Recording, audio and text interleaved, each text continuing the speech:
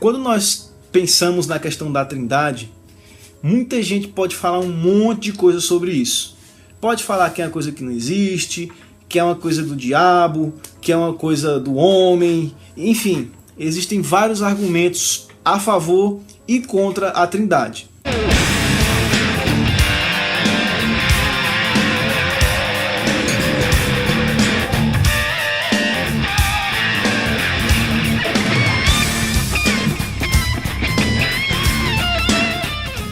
Fala pessoal, estamos aqui mais uma vez para darmos continuidade ao nosso percurso por entre as pedras da teologia.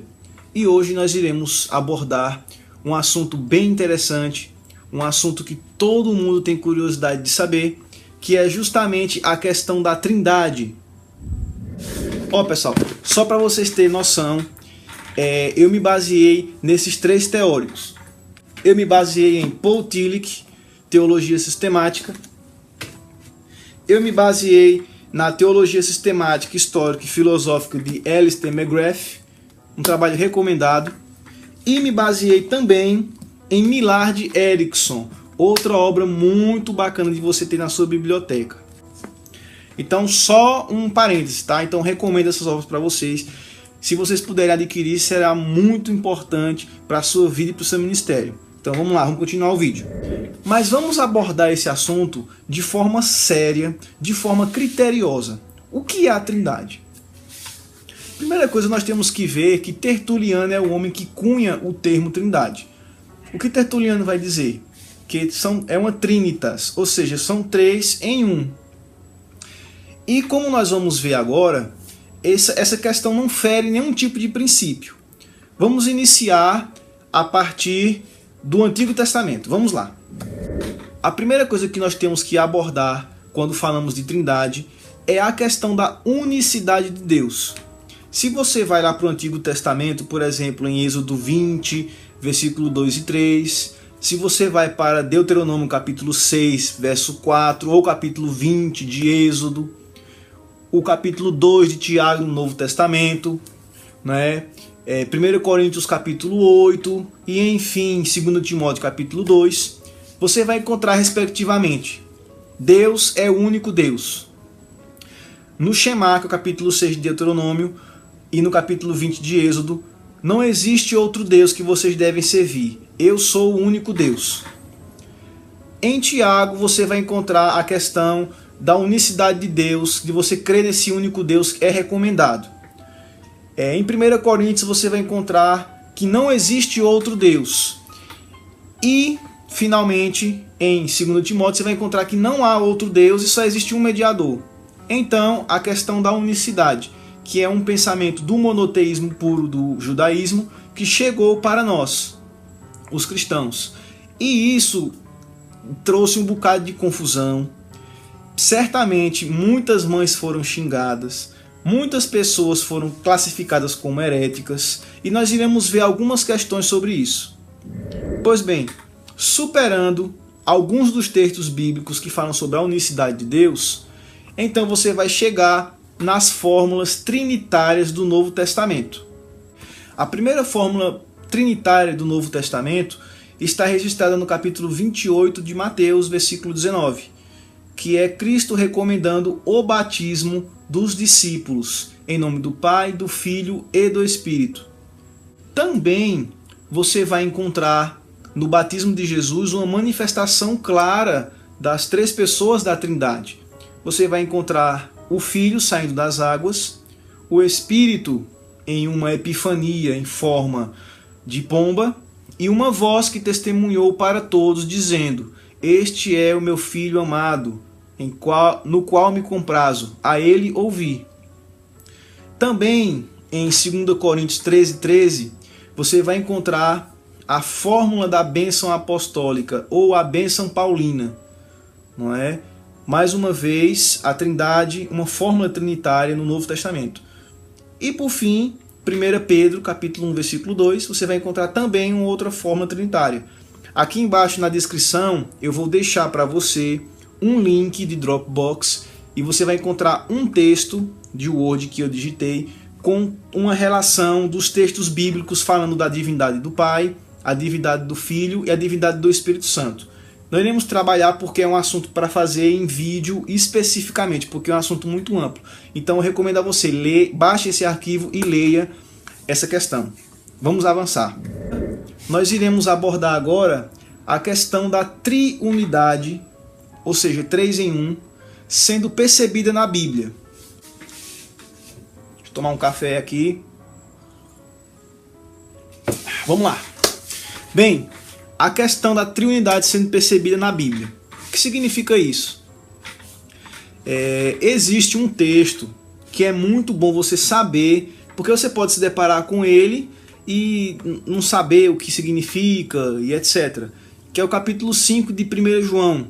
Você vai encontrar algo ali chamado de parêntese joanino, não é? Então, só para confirmar, eu estou utilizando uma NVI, o texto chamado de parêntese joanino é o capítulo 5 de 1 João, os versículos de 8 a 10, que em alguns manuscritos, latinos especificamente, você vai encontrar escrito o seguinte: e há 3 que dão testemunho no céu, o Pai, a Palavra e o Espírito Santo, e esses 3 são um. Então você percebe que o parêntese joanino é uma questão tão importante para a teologia que toda pessoa que estuda as epístolas joaninas, ele vai ter que se deparar com essa questão. Continuando, nós temos que encarar também a questão plural. O que significa isso? Há uma questão gramatical, o chamado na teologia de plural majestático. Veja só, no Antigo Testamento nós temos, nos primeiros capítulos da Gênesis, nós temos o nome de Deus, Elohim. E Elohim, todo mundo que já estudou hebraico sabe que é o plural do termo Eloá. Ou seja, é um termo aplicado para divindades, para reis, e por isso que é chamado de plural majestático. Só que algumas pessoas dizem que utilizar isso no hebraico é você forçar a língua a uma categoria de pensamento que ela não possuía, como por exemplo nós temos hoje a questão do plural. O que eu estou querendo dizer com isso? Eu não entendi o que ele falou. Os reis, por exemplo, da Mesopotâmia, eles eram tratados de forma plural. Mas em Israel, você não vai encontrar nenhum rei sendo chamado de forma plural. A forma plural é somente para Deus. E cai por terra uma série de argumentação sobre isso, né? Pois bem, uma outra questão interessante, quando você lê o texto dito ou nominado chamar, capítulo 6 de Deuteronômio, você vai entender que Deus é o único Deus, conforme o texto bíblico. Então, e a palavra único é a mesma palavra utilizada, especificamente errad no hebraico, é a mesma palavra que você encontra em Gênesis 2:24, dizendo que o homem e a mulher serão uma só carne.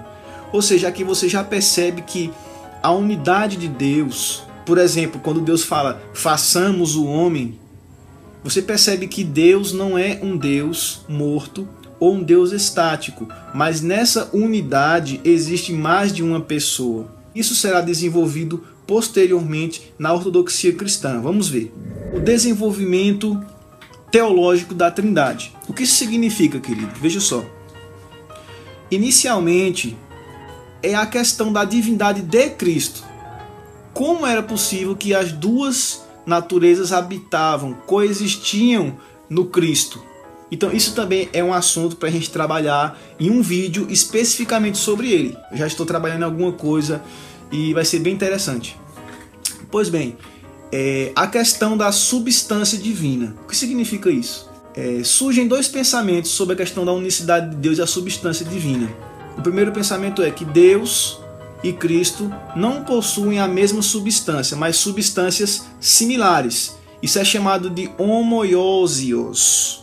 E o outro pensamento que o Pai e o Filho possuem a mesma substância. E isso é chamado de homoiousios.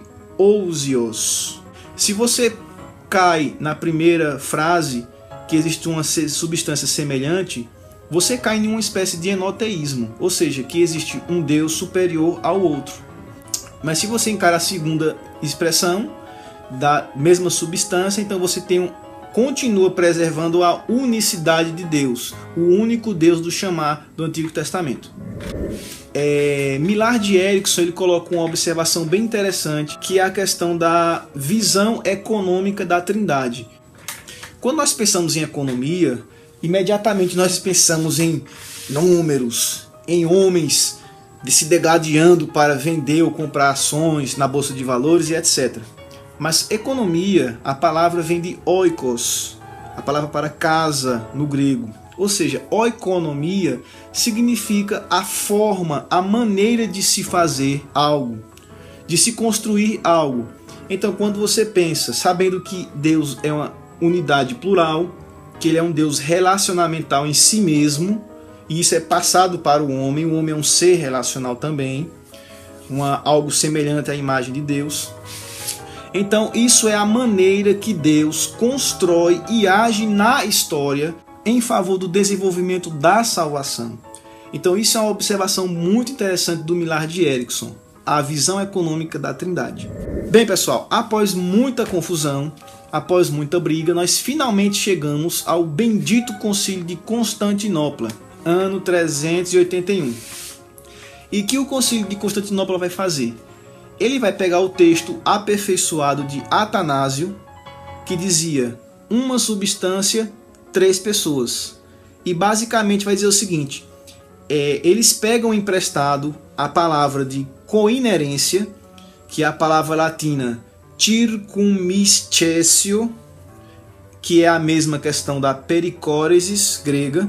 A coinerência é a palavra utilizada, veja mais uma vez a questão da divindade de Cristo, para conciliar as duas naturezas do Cristo, né, dentro do Jesus homem.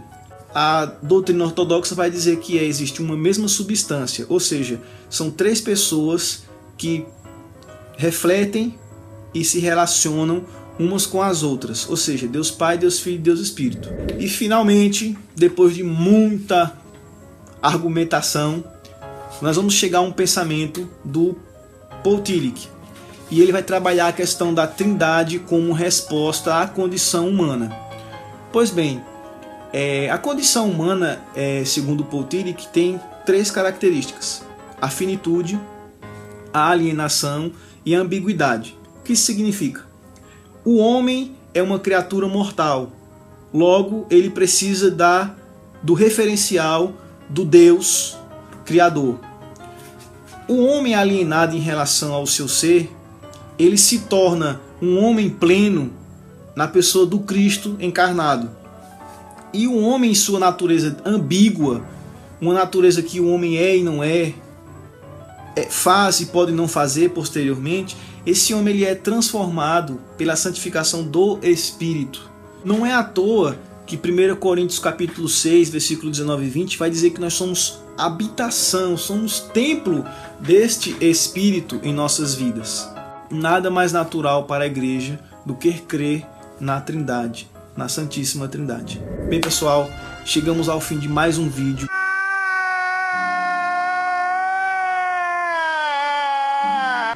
Não chora, não fica desesperado. Não! Que na próxima semana nós estaremos aqui novamente com novas reflexões, com novas ideias. E se você gostou, deixe de ser pirangueiro, coloque o seu joinha aqui embaixo e aguarda que estaremos divulgando mais materiais. Até a próxima!